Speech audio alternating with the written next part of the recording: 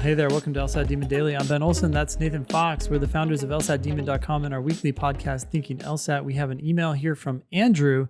The subject is, am I cut out to be a lawyer? I have been studying with the Demon for about a month and a half now with a live plan. I regularly attend classes and have employed the numerous tips and tricks recommended by you guys, such as speeding up to slow down. Huh? And reading one sentence, one paragraph at a time. Okay, just to clarify, it's slowing down to speed up? Yeah. Mm-hmm. And the way we're going to read the passage is one paragraph at a time, one sentence at a time, one word at a time. You're going to break it down into smaller and smaller pieces so that you're chewing your food and swallowing before shoving more in your face. Slow down so that you'll actually understand, so that you'll be able to speed up. Anyway, Andrew continues. Despite this, I seem to not be improving and am stuck at 60 on the dashboard for LR and 65 for RC. I understand that most people study for this test for a long period of time. However, I feel like I should be making some gains in knowledge, and yet I have gotten none. I got a cold diagnostic of 140, and my best PT was 150. Obviously subpar even for a regional school.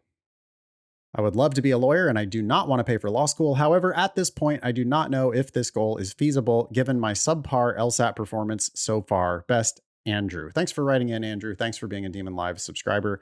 What would you say, Ben, to a Demon Live student for a month and a half who has gone from 140 to 150? Say congratulations. That's an incredible amount of progress in a month and a half. Yeah, if every LSAT point is worth roughly $10,000 in law school scholarships, maybe more like $15,000 these days, you've already gotten yourself $100,000 to $150,000 worth of tuition at some, admittedly very low ranked school would give you scholarship money with a 150. But boy, if you could just keep this going for another month and a half and go from 150 to 160, now you're pretty much guaranteed to be getting generous scholarship offers at some regional schools. Do you think that Andrew is not cut out to be a lawyer based on this month and a half worth of performance? Not necessarily. You're just starting. You're just getting started. You got to keep going. Yeah. You want to comment about the dashboard numbers at all? The only thing I would say there is, okay, so when you start the Demon, your dashboard numbers are at 0.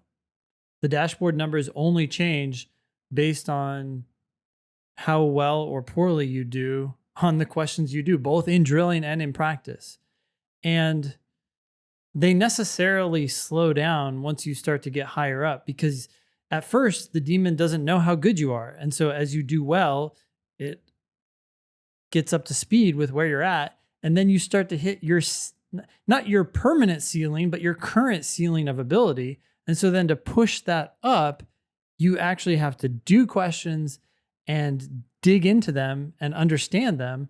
And as long as you get questions right, your scores won't go down. They can only go up. So my invitation would be, hey, as you drill and as you do time sections, try really hard to get every question you're given correct.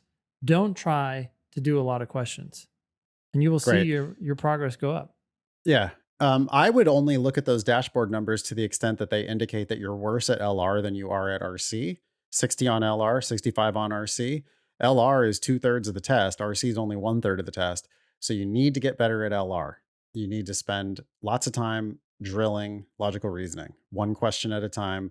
Read the written explanations, watch the video explanations, use the ask button if you're still confused. We've got a whole team of tutors there to help you. Come to class, go to the logical reasoning focused classes, ask lots of questions of your teacher in those live classes with me, with Ben, with all of our other amazing teachers, and see if you can push the LR performance up. Baby steps are really good here. There's only one aspect, Ben, of all of this that makes me think that Andrew is maybe not cut out to be a lawyer. Yeah, the fact that it's been a month and a half and Andrew's already like throwing in the white flag. You know me so well. Yeah. The fact that you have worked at it for a month and a half, you've improved from a 140 to a 150, and you're looking to throw in the towel. That's not lawyerly. That's like, oh, okay, maybe Andrew doesn't have really the love of work. Like, you gotta love it, man. Mm. You gotta have the ass made of leather Mhm. because you want to sit in a seat doing work all day. And, if you're asking this question after just 6 weeks or whatever it is of prep, then maybe, you're not really cut out, or it's just not going to be a good fit for you to do the grind in law school and in legal practice. Because the grind on the LSAT is the tip of the iceberg. The grind in law school is 3 years of that. And then it's 30 years worth of the rest of your life working your ass off on the exact same kind of super highly detail oriented, really technical English language stuff. Mhm. So I don't think it's a matter of horsepower at all, Andrew. But you might want to have a little come to Jesus with yourself about, okay, do I want to do the work that's going to be involved? If you do want to do the work of a lawyer and you want to do the work of a law student, then there's no reason why you shouldn't do another month and a half at least of LSAT prep and see where you're at. But if you get to 155 in the next month and a half, I would be saying, okay, well, maybe another month and a half, you make it to 160, maybe another month and a half, you make it to 165. And now you're for sure looking at scholarship offers, which, there's so much money on the line, and it's the beginning of your legal career, that I think you should be willing to make that investment of time and effort if you're serious about becoming a lawyer.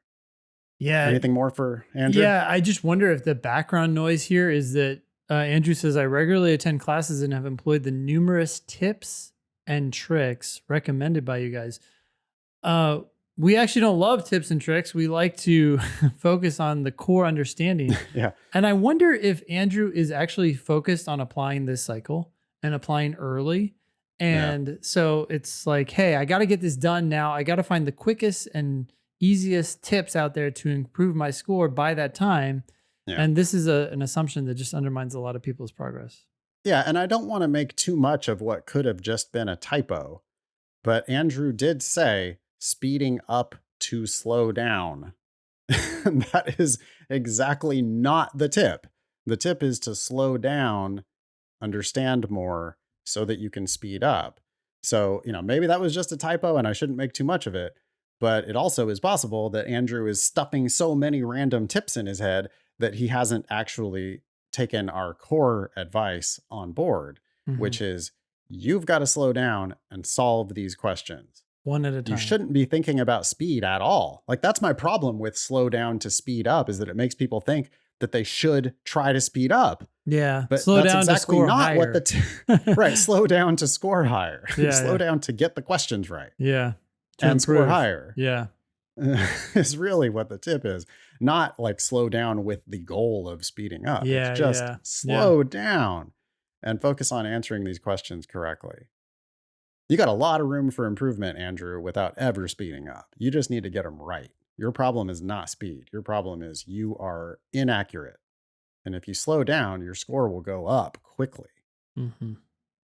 Thank you, Andrew. Email daily@lsatdemon.com if you'd like to ask us a question or share some LSAT or law school admissions news. Thanks for listening.